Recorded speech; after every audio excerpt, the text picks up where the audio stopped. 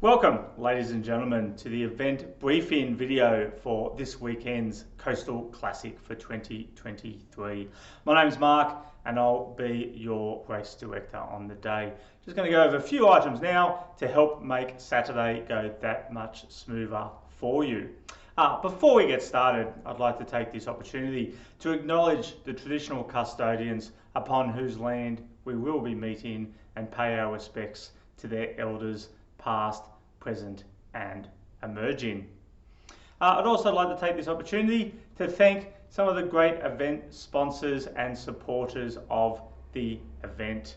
Tailwind, Tarkin, Billy's Bushies, who will be out on force, marshalling and volunteering at the event, and also Bundeena and Otford RFS and Bundeena Community Services Club, all of whom, without their support, we wouldn't be able to put on this event for you. One of the most important things for making Saturday go easier for you is to make sure that as a runner you have read the event program for this weekend. It has a lot of information regarding the event. Any question you might have regarding the event is probably covered in the event program, so make sure you have a look at that. It was emailed to all runners, but is also attached to the body of the email that this video is attached to.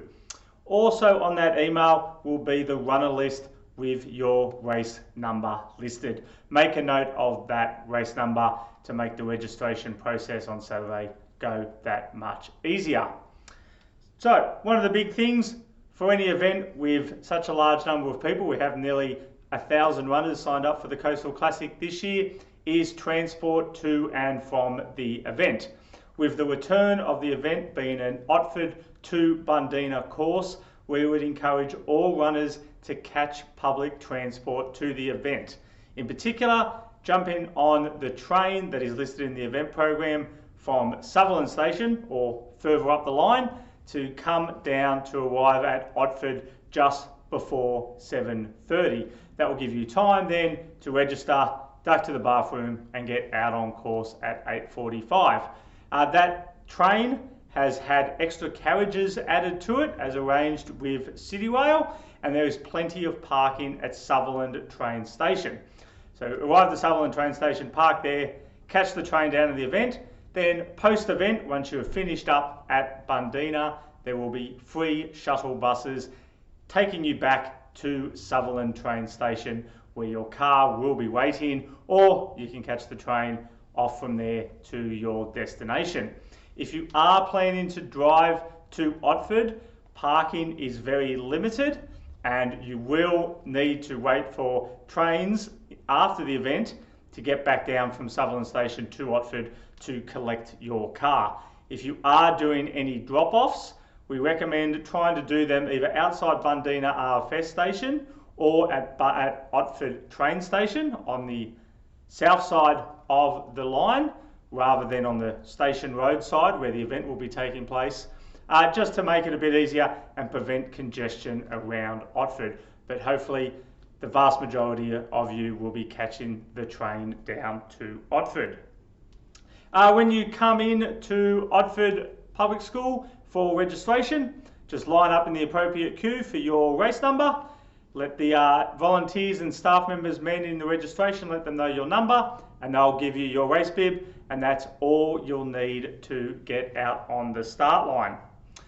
Speaking of the start, as per normal, we'll be having a trickle start for the event. That means 2 runners every 5 seconds. This is to help prevent any congestion out on course and to help with marshalling the road crossing near the start.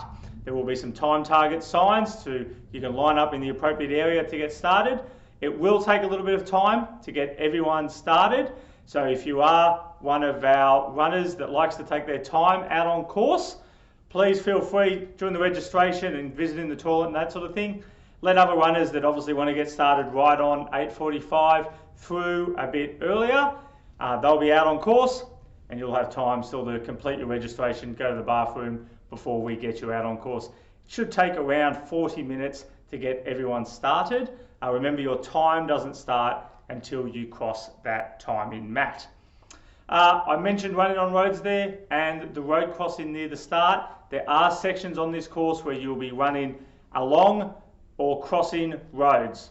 Those roads will not be closed to traffic. They will have traffic on them. So please give way to any traffic. Follow the directions of traffic marshals and or the event volunteer marshals on the course to watch out for any vehicles. If you are running along a road, get to the verge or the sidewalk if you can. If not, stay left, single file, all those sort of things.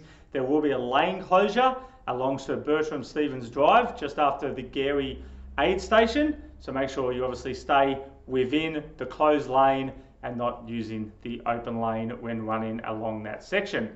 That's part of the change this year to avoid the landslip and closure of Gary Road. That landslip and closure of Gary Road has also meant the aid station for Gary has moved slightly. It's now on the top of Gary Road, not down on the beach. Does mean that it's a bit of a longer distance from Gary aid station to Wattamala aid station for those runners that have done this event before. So please plan accordingly with your water supply. Could be quite warm on Saturday. It's certainly been quite warm this week. So you might need to take extra water than what you would normally do. Remember as well, this is a cup free event. There will not be cups at the aid stations. You need to be able to carry sufficient water yourself. Minimum 500 ml. We would recommend more for the vast majority of you. A lot of the course is going to be nice raised boardwalks with the beautiful views across the ocean and cliffs of the Royal National Park. However, it is a trail running event and there will be sections where the course is a bit narrower, a bit more loose underfoot, rocks, tree roots, things like that could trip you up. So run to your ability, watch your footing, especially in some of those narrower sections. If you do have a fall and need assistance, please let the next runner that passes you know so they can go further along the course and pass on that information to the next marshal or staff member so that we can then initiate the appropriate response. There is going to be plenty of other users out on the course this weekend, especially we suspect around the Redding Cake Rock area after the Marley aid station before you reach the South Bundina aid station. They have as much right to be on the course as you do, so please give them plenty of respect, give them plenty of space, and let them enjoy the national park as much as you are. The course will be very heavily marked for Saturday. There will be an abundance of pink tape, red on white arrows showing which way to go, and red on white wrong way signs indicating which way not to go. There will also be some pre-runners out on race morning, checking the course to making sure it's all set up for you. That's all I need to go over today.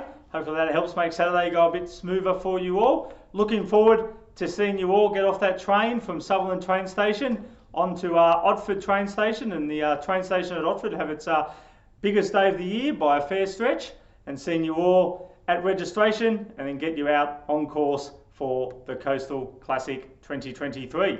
Thanks very much.